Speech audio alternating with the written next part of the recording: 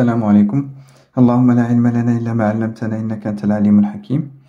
Bonjour tout le monde. Dans cette vidéo, on va faire un exercice concernant le changement de base. On va faire le 6e exercice.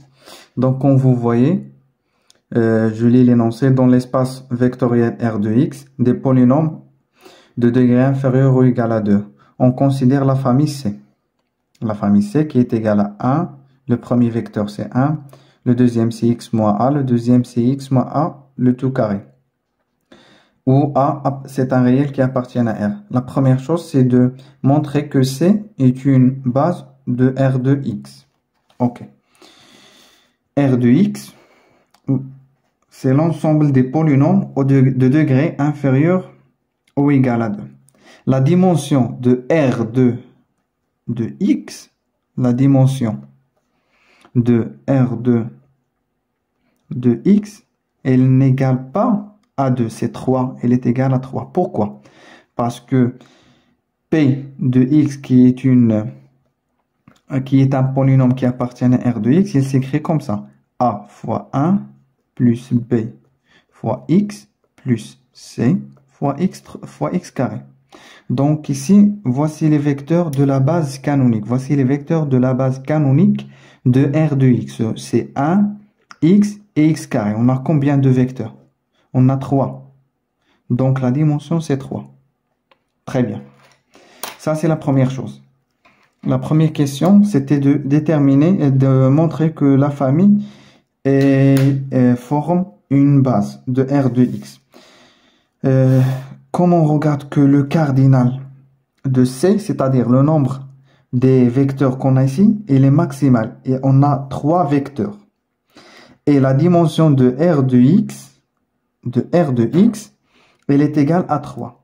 Donc, puisque on a une famille, on a C est une famille maximale,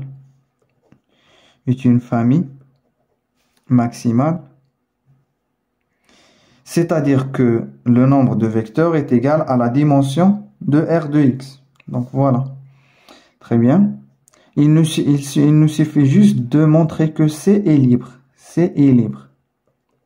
Pour cela, on va faire alpha fois 1 plus bêta fois x moins a plus gamma fois x moins a le tout carré égale à 0. Et après, on va montrer que alpha égale à bêta égale à gamma égale à 0. Donc, c'est ça. Moi, je vais pas faire ce calcul-là parce que c'est assez simple. Et mon but, c'est la deuxième question. La deuxième question, ils nous disent quoi? Ils nous disent déterminer la matrice de passage de la base C à la base canonique R2. Donc, la première chose que je vous ai dit, c'est de définir les bases. Ma première base, c'est quoi? Ma première base, c'est C. Je prends C. Elle est égale à ça. 1, x. Le deuxième vecteur, c'est x moins a. Le troisième, c'est x moins a, le tout carré. Donc, si je fais une comparaison avec ça, donc celui-là, ici, c'est E1. Celui-là, c'est E1. Celui-là, c'est E2. Celui-là, c'est E3. Très bien. La deuxième base, c'est quoi? Je la note B. C'est la base canonique. La base canonique, j'ai dit que c'est 1, x et x carré. Donc voilà, il faut les connaître par cœur. Par exemple, si je vous dis, donnez-moi la base canonique de R à la puissance n de x. C'est-à-dire, c'est 1, x, x carré, x à la puissance 3 jusqu'à x à la puissance n. Donc voilà. Très bien. Maintenant qu'on a fait la première étape, la deuxième étape, c'est quoi? C'est qu'on va écrire, la deuxième étape, voilà. La deuxième étape, c'est qu'on va écrire ces vecteurs-là, la deuxième base, c'est-à-dire la base canonique, en fonction de la première base. Donc voilà, c'est-à-dire qu'on va faire comme ça. E est égal à quelque chose fois 1 plus quelque chose fois x moins a fois plus quelque chose fois x moins a au carré, le tout carré. De même pour x égale quelque chose fois 1 plus quelque chose fois x moins a plus quelque chose fois x moins a le tout carré. De même pour x carré, il est égal à quoi? Il est égal à quelque chose fois 1 plus quelque chose fois x moins a plus quelque chose fois x moins a le tout carré. Très bien. On remarque que pour 1, il est égal à quoi? Il est égal à, je l'écris en rouge, est égal à 1 fois 1. Très bien. Et ici, je mets des zéros. C'est simple. Pour trouver x, je mets ici 1. Donc, c'est 1 fois x moins a. Ça nous donne x moins a. Donc, pour avoir x, je dois ajouter a. Et donc, c'est plus a fois 1 plus 1 fois x moins a. Ici, je mets 0. Donc, voilà. Et pour la troisième, le troisième vecteur qui est x carré. Donc, pour trouver x carré, ici, après un calcul, vous trouverez 1a carré fois 1 plus 2a fois x moins a plus 1. Vous allez me dire comment j'ai trouvé cette relation. Donc, c'est simple. On fait comme ça. On fait x carré égale à alpha fois 1 plus bêta fois x moins a plus gamma fois x moins a le tout carré. Et après, on résout le système, on développe, etc. Et on trouve que alpha c'est 1 et bêta c'est 2a et gamma c'est 1. Parce que moi, ce qui m'importe, c'est de définir la matrice, pas faire les calculs. Les calculs, vous pouvez les faire et c'est assez simple, c'est pas quelque chose de difficile. Donc, très bien. La deuxième, j'ai dit ici, la deuxième étape est faite. Très bien. Donc, il me reste la troisième. Je vais prendre les vecteurs de la nouvelle base, c'est 1x, x carré. Je vais les écrire verticalement. Je vais les écrire verticalement, comme ça. Donc voilà, c'est ce que je vais faire. La troisième chose, c'est que, voilà, la matrice de passage de la base B vers la base C.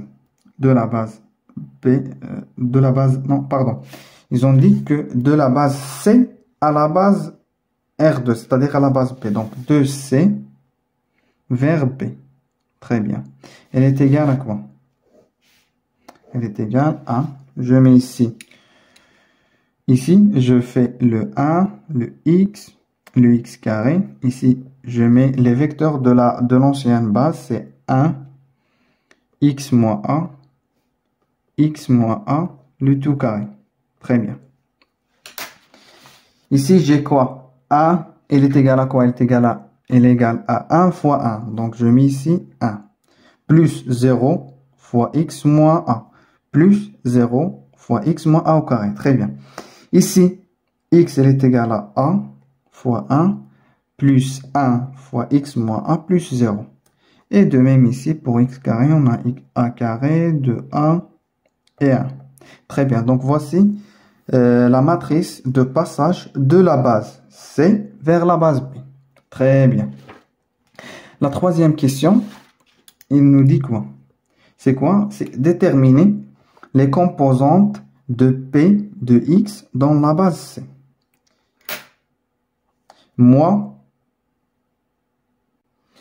Donc voilà, on doit déterminer les composantes de P de X qui est égal, c'est-à-dire quoi? On a P de X, elle est égale à quoi? Elle est égale à 3 plus 2x carré.